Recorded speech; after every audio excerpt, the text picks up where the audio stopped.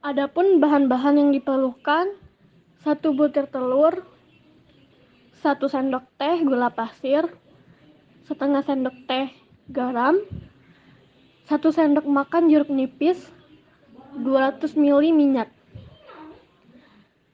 Langkah pertama, kita masukkan 1 butir telur dan masukkan garam juga gula. Setelahnya masukkan 1 sendok makan jeruk nipis, dimixer dan masukkan minyak secara perlahan sampai tercampur rata.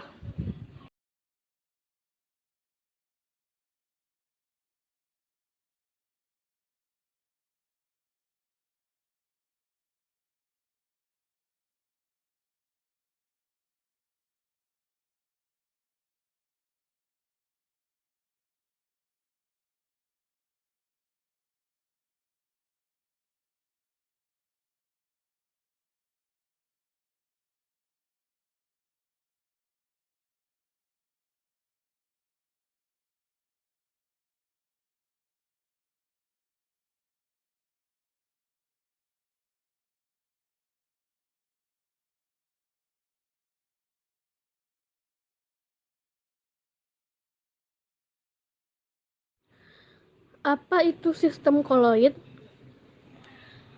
Sistem koloid merupakan campuran antara dua zat yang memiliki perbedaan fase dengan partikel terdispersinya atau terlarut tersebar merata di dalam fase pendispersi atau pelarut.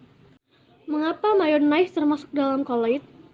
Mayonnaise merupakan salah satu contoh dari koloid, yaitu jenis emulsi cair.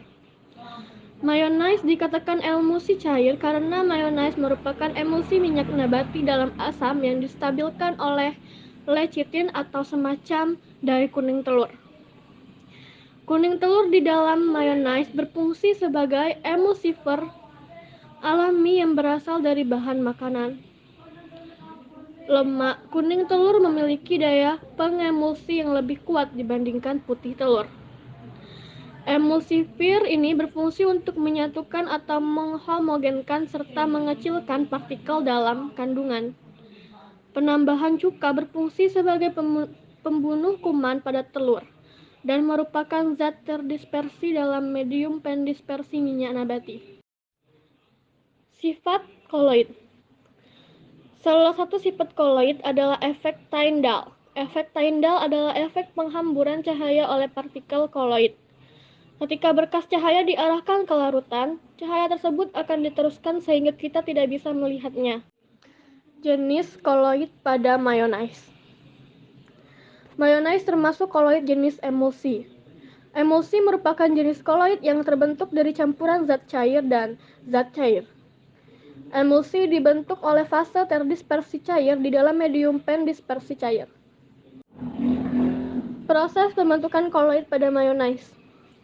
Mekanisme lecitin dapat menyatukan minyak atau lemak dan air atau asam cuka atau jeruk nipis pada pembuatan mayonnaise adalah fosfolipid yang merupakan pembentuk lecitin terdiri dari bagian yang polar atau air dan bagian yang non-polar atau minyak atau lemak.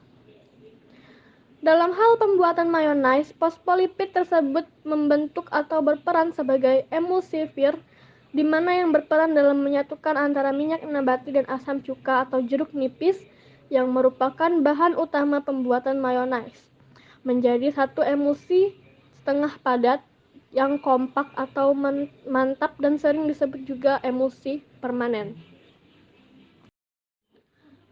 Kesimpulan, mayonnaise merupakan salah satu contoh produk proses emulsi yang banyak dimanfaatkan dalam jenis makanan kita.